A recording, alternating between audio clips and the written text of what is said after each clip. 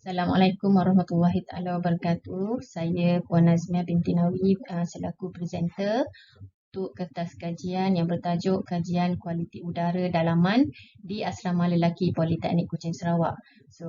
Ahli saya yang lain adalah Encik Syahriza bin Syahrudin dan Encik Iskandar Shah bin Muhammad. Dalam era membangun kini, manusia terdedah kepada penurunan tahap kualiti udara yang baik, di mana ia merupakan elemen penting bagi memastikan kesejahteraan dan persekitaran yang baik.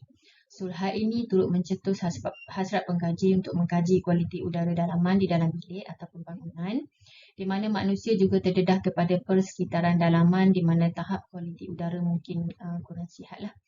Kita punya fokus kajian kita ini dilakukan di bilik asrama lelaki di Politeknik Kuching Sarawak. Aspek yang mempengaruhi kualiti udara dalaman antaranya adalah kesan daripada suhu, kelembapan dan pengudaraan. Ini adalah merujuk kepada Code of Practice on Indoor Air Quality, di mana kualiti udara di dalam bangunan yang tidak baik akan menyumbang kepada ketidakselesaan dan boleh menjejaskan kesihatan dan mungkin juga produktiviti seseorang yang menghuni bangunan tersebutlah. Satu kajian telah dijalankan di Asrama Lelaki Politeknik Kuching Sarawak bagi mengkaji tahap kualiti udara dalaman serta melihat simptom kesihatan yang mungkin timbul yang berkait rapat dengan persekitaran ataupun kualiti udara.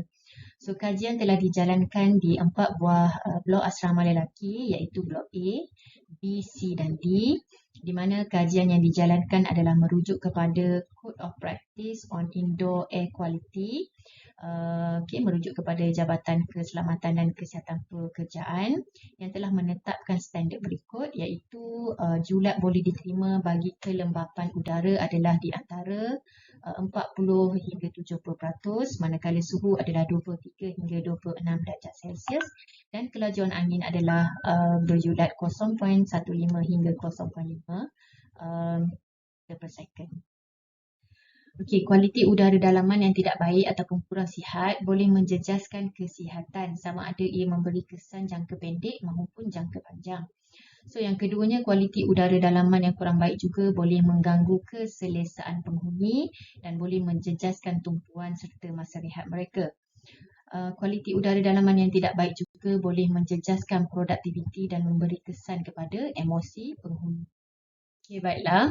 Objektif bagi kajian ini yang pertama adalah untuk mengkaji suhu, kelembapan udara dan juga laju udara. Yang keduanya adalah untuk mengkaji tahap keselesaan pelajar terhadap kualiti udara dalaman.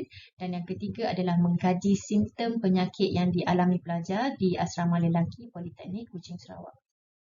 Baiklah, jadi untuk mengkaji suhu, kelembapan dan juga laju udara, suhu, kelembapan udara dan laju udara telah dicerap selama 3 hari berturut-turut iaitu 2 kali sehari, pagi dan petang di 4 blok asrama lelaki. Purata suhu, kelembapan udara dan laju udara telah dikenal pasti. Pengukuran parameter ini adalah masing-masing menggunakan thermal imaging dan juga air detector serta anemometer digital.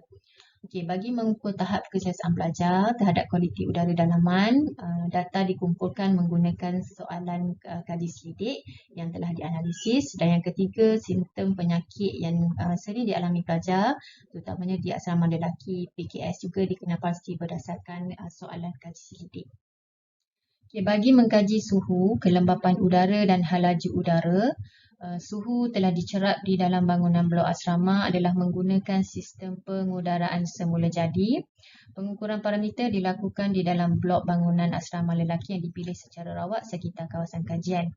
Musim yang dipilih adalah musim panas dan hujan sekitar September dan Oktober tahun 2022. Dan lokasi seperti mana yang saya telah maklumkan adalah bangunan asrama lelaki Politeknik Kuching Sarawak yang melibatkan 4 blok iaitu blok A, B, C dan D. Bagi suhu operasi, suhu telah dicerap selama 3 hari berturut, 2 kali sehari iaitu pagi dan petang bagi setiap bulan yang telah dipilih. Menggunakan alat thermal imaging. Untuk laju udara pula, kitaran pengudaraan yang digunakan bagi bangunan ini adalah menggunakan kitaran semula jadi, di mana kipas sahaja tanpa bantuan pendingin hawa dan bukaan ruang seperti pintu dan tingkap dengan reka bentuk bukaan yang lebih kurang sama bagi keseluruhan bangunan. Alat yang digunakan adalah anemometer digital.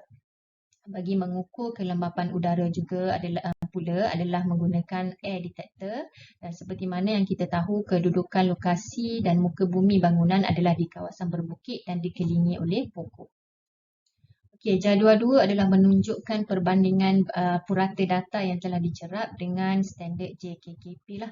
Okey, so bagi suhu operasi, jika kita perhatikan berdasarkan jadual 2, purata suhu yang diperolehi adalah 30 darjah Celsius, di mana suhu ini adalah sebenarnya melebihi julat suhu boleh terima.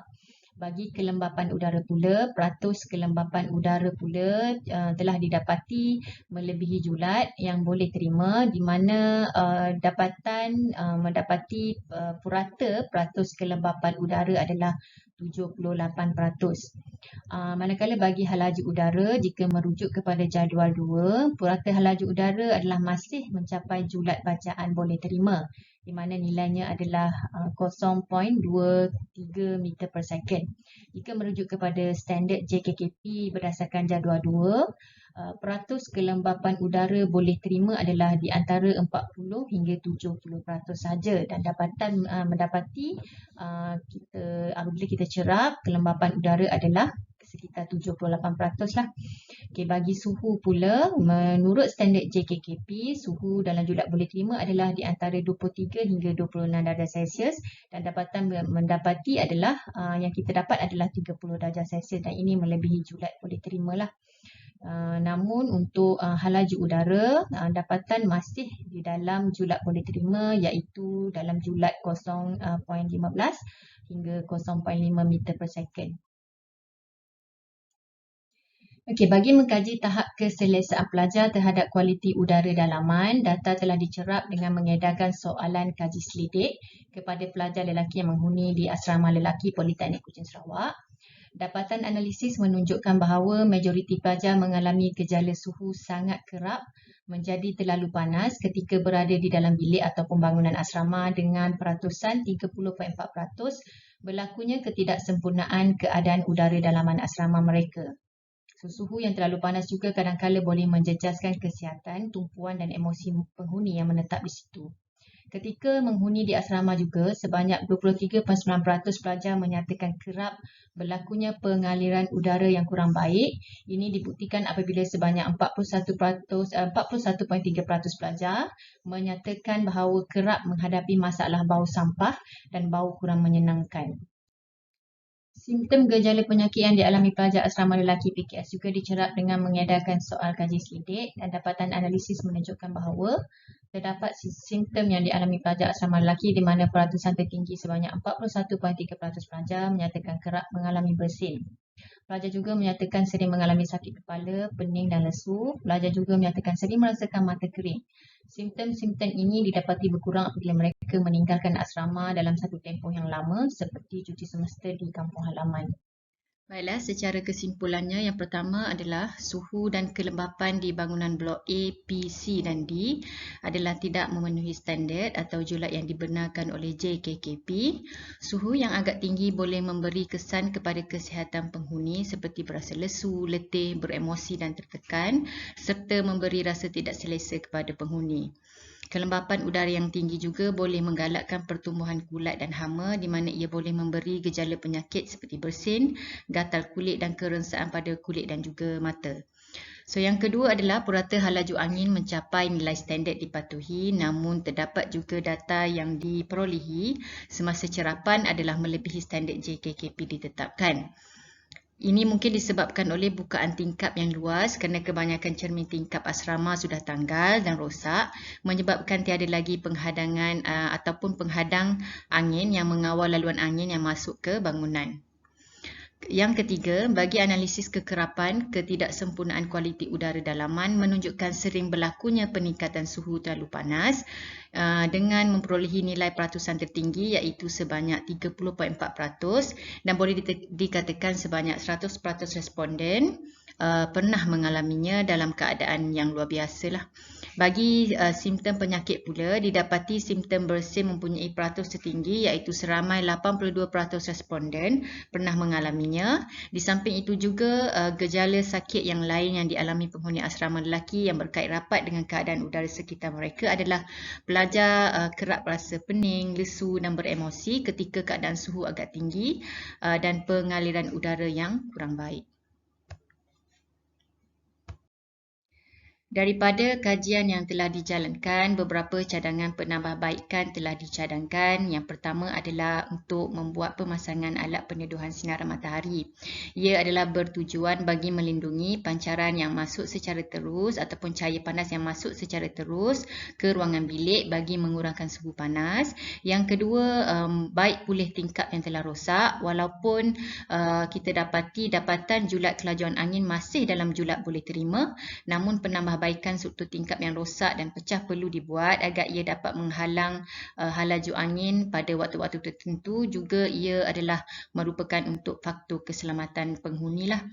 Dan yang ketiga adalah sesi pembersihan bangunan usang. Ini kerana dengan kadar kelembapan yang tinggi, pertumbuhan kulat dan pembiakan hama boleh terjadi.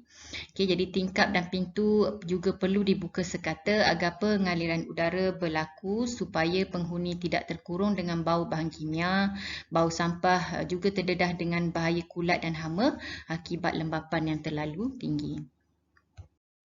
Jadi itu sahaja sesi pembentangan saya untuk kajian kali ini. Sekian, terima kasih.